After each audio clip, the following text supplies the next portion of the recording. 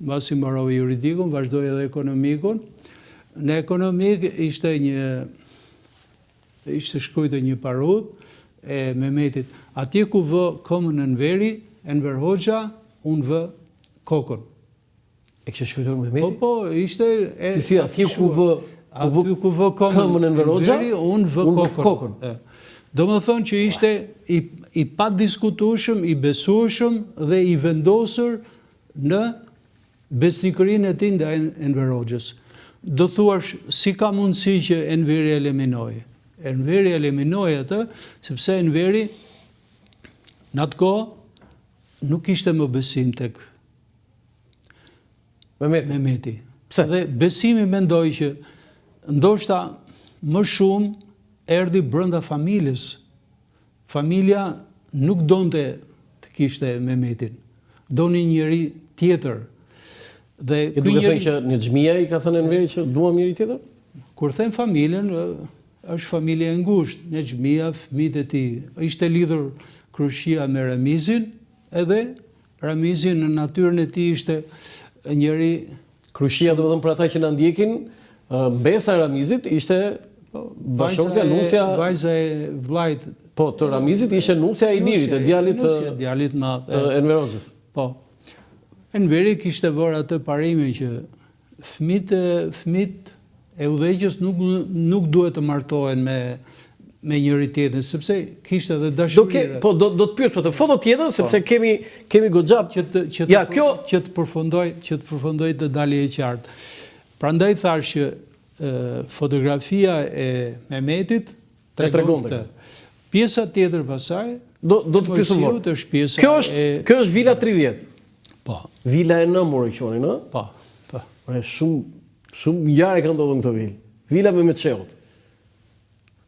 E që në njërë të këtë vilë? Të kjo vilë nuk kam hyrë asnjëherë. Asnjëherë? E kam parë vetëm nga jashtë. Të them një detaj, unë kur shkoja në fakultet, që jepja mësim, ishte periudha që do të ndërtojsh vila, unë atëre... Rikonstruktohet, më sa. Rikonstruktimi? Jo, vilë e re për Mehmetin. Po pra që filloi dhe xhelozia. Po, u ndërtua nga e para. A nuk ishte rekonstruksion? U ndërtua re, u ndërtua... E re, kjo është e re, komplet kjo. Vila e re Mehmetit, Vila e re Mehmetit është vilë që është ndërtuar, dhe ajo është vila që ishte një shkak që ai mori më shumë pushtet, mori më pushtet në syrën e popullit, sepse populli kishte krijuar idenë që ai ishte trashëgimtare. Kështu thoshin njerëzit. Ishte pa diskutueshme. Edhe Enveri në pamjet e tij, në daljet e tij, kishte në krahun e tij distancimin, ndodhi vetëm në fund mbas vdekjes, mbas goditjes së grupit armiqësor. Tani këtu, në muzeumin, sa u bë kjo vilë, filluan problemet. Enveri shkoi vetëm një herë këtu? Enveri ka shkuar, mund të ketë shkuar disa herë, është publikuar ajo rasti kur djali u fejua me Silvës. Ja kemi foto tjetër. Foto tjetër i lutem regjia? Mbas kësaj e kemi? Jo, kjo është foto. Okej, rrim këtu tani. Dhe ndodhi ngjarja. Tani, edhe unë në një libër që unë kam votuar, 100 vrasjet më të bujshme të shtetit shqiptar, për mua është vrasje dhe nuk kanë dyshim. Ju keni qenë shef fituesi dhe njeriu më kompetent jeni ju. Për ju është vrasje? Është vrasje e plot e organizuar në mënyrë më perfekte të kohës. Si? Mund të na thoni mekanizmin? Edhe ai ishte viktima e radhës, se të gjithë kundërshtarët politik janë eliminuar me të gjitha mundësitë e kohës. Unë e kam argumentuar edhe në librin Miq dhe Armiq këtë për të qenë objektiv, duhen analizuar të dhënat konkrete. Ngjarja, mbasi është marrë njoftim për ngjarjen, çështja është filluar për vrasje. Nuk është filluar për vetë vrasje. Kush e filloi çështjen? Çështja është filluar nga hetues ka qenë Elam Gjika, edhe kanë qenë dy specialistë të mjekësisë ligjore dhe një specialist Sarito dhe Estref Myftari. Edhe Estref Myftari ishte specialist kriminologjisë. çështja është filluar Për vrasje. Për vrasje nuk është filluar. Nuk është filluar për vetvrasje. Nuk është për filluar. Pastaj ka thënë kur kanë vajtur në vendngjarje edhe ministri i Brendshëm, Feçor Shehu, Çka ka thënë ishte i Feçor? bindur që Është vrasje. ishte bindur Dhe dhe kur erdhi ministri i shëndetësisë, Shëndetësisë. Llambi Zicishti, tha kjo është një vrasje ta. Ministri i Shëndetësisë në ngjarje. Ministri i shëndetësisë.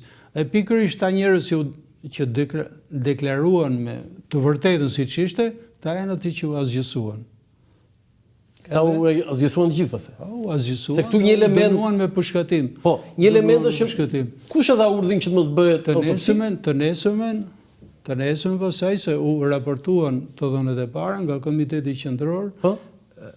se njoftimi u dha me vonesë dhe në njoftimin që u dha pasaj u përcaktua konkretisht qëndrimi zyrtar vetë vrasje në kushtet e tronditjes së fortë psiqike. Po ky ishte vetëm një deklarim publik, Po? një deklarim politik. Populli nuk e ka pranuar. Se ka ngrënë domethënë. Unë po të them, unë kam qenë në atë kohë isha konkretisht krye prokurori i shtrisë dhe në bisedat intime që mund të bëheshe me prokurorë dhe me gjyqtar që ishin elita e kohës atëherë, nuk e pranonin këtë ide. Po gjithsekush fliste dhe nuk guxonte, heshte dhe nuk guxonte të fliste. Atëherë zoti Lame, ju jeni njeriu më kompetent. Çfarë si ka ndodhur vrasja? Pastaj që të flasësh konkretisht si ka ndodhur ngjarja, duhet të jesh bashkëpunëtor i atyre që kanë realizuar. Atëherë si dyshimet e tua, si ka ndodhur? Dyshimet unë i kam argumentuar. Aty kanë vajtur për ta vrarë, ai personi që do ta vriste i është dridhur dora, edhe pasaj ish ministri i mbrojtjes që ka kryer dhe krime tjera e ka ekzekutuar. Kadria Zbiu? Po, Me dorën e vet? me dorën e tij. Shumë njerëz mund të mos ta besojnë, por që kjo është më e besueshme. Dhe po të ishte hetuar në kohë, do të kishte dalë e vërteta. Por që po të kesh parasysh kushtet e asaj kohe, presionin e madh, sekretin, diktaturën, dhe po të flise një fjalë tikte dhe koka, nuk mund të pretendosh se mund të zbulohesh e vërteta në atë kohë. Por që problemi më i madh, mendoj unë, që është mbas ndryshimeve demokratike, shteti kishte përgjegjësi që të vërtetonte krimin më të rënd që është bërë në historinë e shtetit. Sepse nuk është bërë. Është vetëm kryeministër që është vrarë në detyrë. Edhe në vendin më të fortifikuar që mund të ekzistonte në atë kohë në Shqipëri dhe në Europë. Kam një pyetje. Ju thatë që e ka vrarë Kadria Zbiu me dorën e vet. Ekziston ajo e elmimit në fillim dhe pastaj? Ajo elmimi ka qenë një proces i ngadalshëm, por që nuk kishte dhënë efekt, prandaj dhe ata personat që erdhën aty, disa persone që unë i kam përmendur, ata persone që erdhën për të realizuar, nuk arritën, e panë që ishte në gjendje, Mehmeti Karaguar, Mehmeti Karaguar dhe pasaj është qelluar. Dhe këtë e shikon si një vrasje natyrale, por që